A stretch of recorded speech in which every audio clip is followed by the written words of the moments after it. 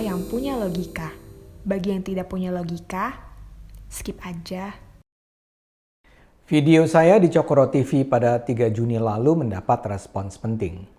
Pada intinya, dalam video di Cokro itu saya mengeluhkan tentang terjadinya kelangkaan alkes di banyak rumah sakit pemerintah akibat belum difinalkannya e-katalog alat kesehatan oleh Lembaga Kebijakan Pengadaan Barang dan Jasa Pemerintah LKPP.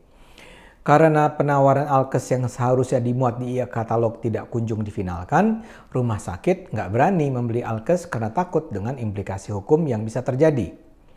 Rumah sakit menganggap pembelian alkes melalui e-katalog adalah wajib.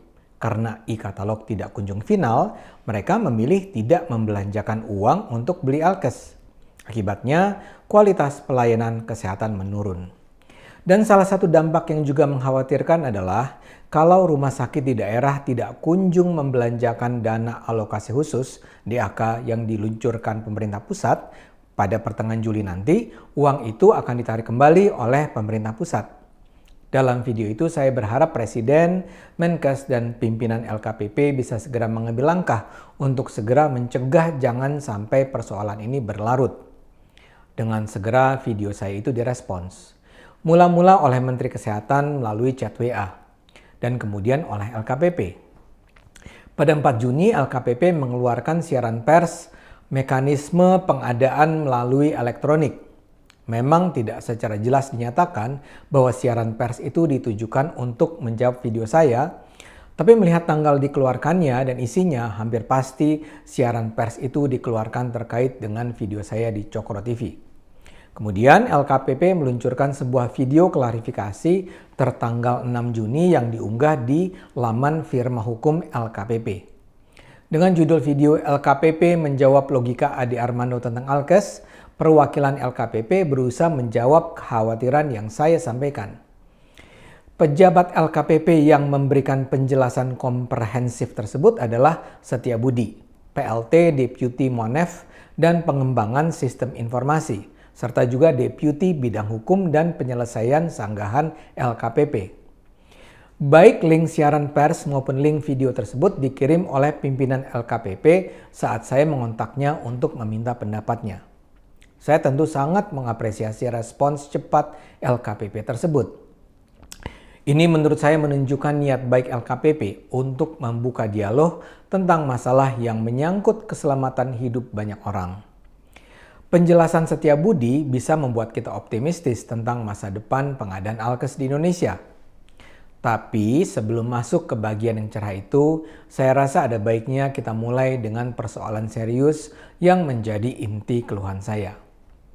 Penjelasan LKPP baik di siaran pers maupun di videonya memberi kesan bahwa terjadi miskoordinasi antara LKPP dan Kementerian Kesehatan yang menyebabkan persoalan menjadi berlarut-larut dan pada gilirannya membahayakan keselamatan dan kesehatan rakyat Indonesia. Saya tidak sedang mencari-cari kesalahan, tapi sulit untuk membantah bahwa ada persoalan serius yang harus segera diselesaikan.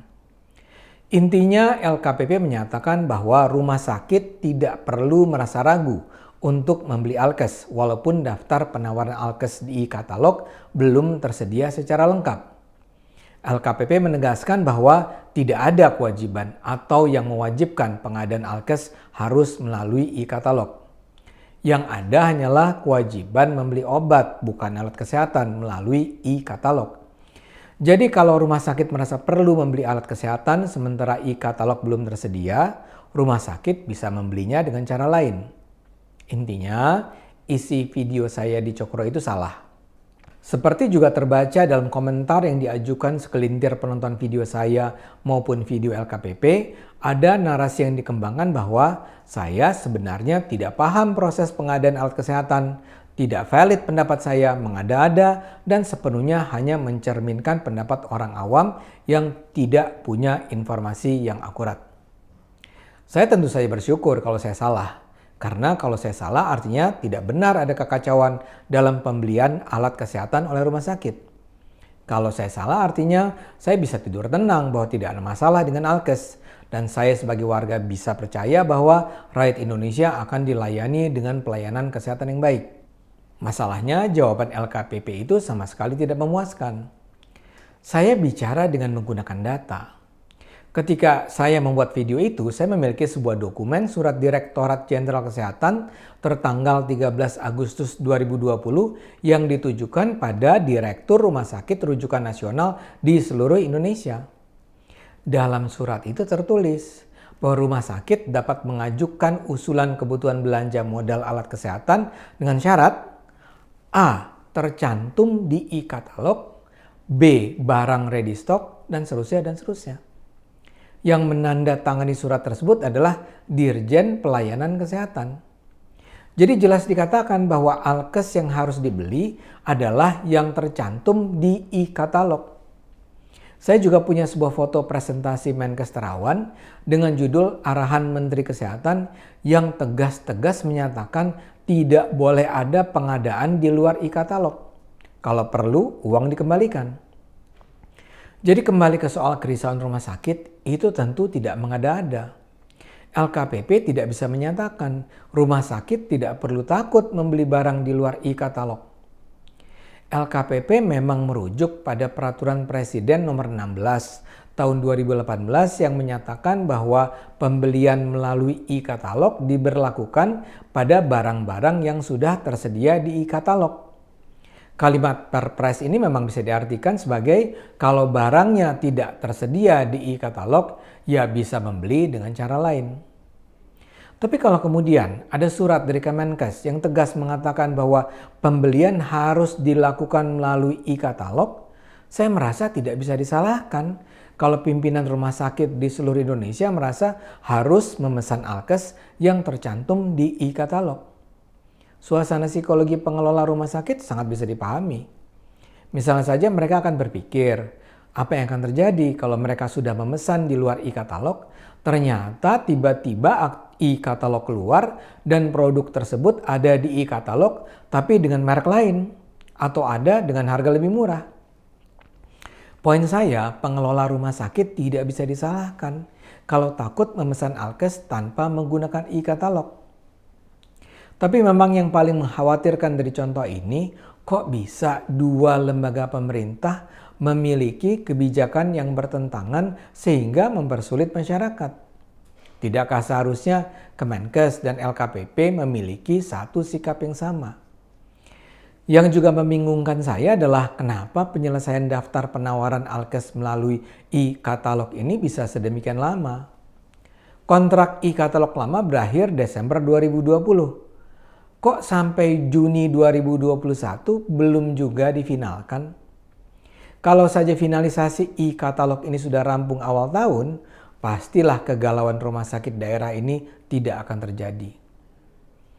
Namun setelah menyebut persoalan-persoalan ini, seperti saya katakan, penjelasan LKPP di videonya juga bisa membuat kita menaruh harapan besar di masa mendatang.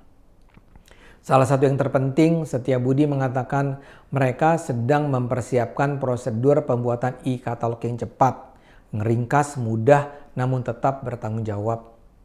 Budi mengatakan dalam sistem baru ini, proses katalog dijamin selesai dalam 2 minggu. Tahapan pemeriksaan akan dipangkas dari 10 tahap menjadi 4 tahap. Kalau dulu pendaftaran baru dibuka 2 tahun sekali, sekarang sepanjang waktu. LKPP tidak akan memeriksa banyak hal, cuma verifikasi, mencek izin perusahaan dan surat izin edar. Setiap hari akan diizinkan pemain baru masuk. Penetapan harga pun tidak usah ditentukan melalui negosiasi dan diserahkan pada mekanisme pasar. Kalau ini jadi diterapkan, semua pihak pasti diuntungkan. Rumah sakit akan mudah membeli produk yang dibutuhkan dengan harga yang bersaing. Produsen dan importir alat kesehatan dengan mudah menjangkau calon pembeli. Masyarakat akan bisa dilayani dengan lebih baik karena ketersediaan alkes yang lengkap dan relatif murah. Karena itu, marilah kita berharap kekacauan pengadaan alkes ini tidak berulang. Mudah-mudahan kekacauan koordinasi antar sesama lembaga pemerintah tidak lagi terjadi.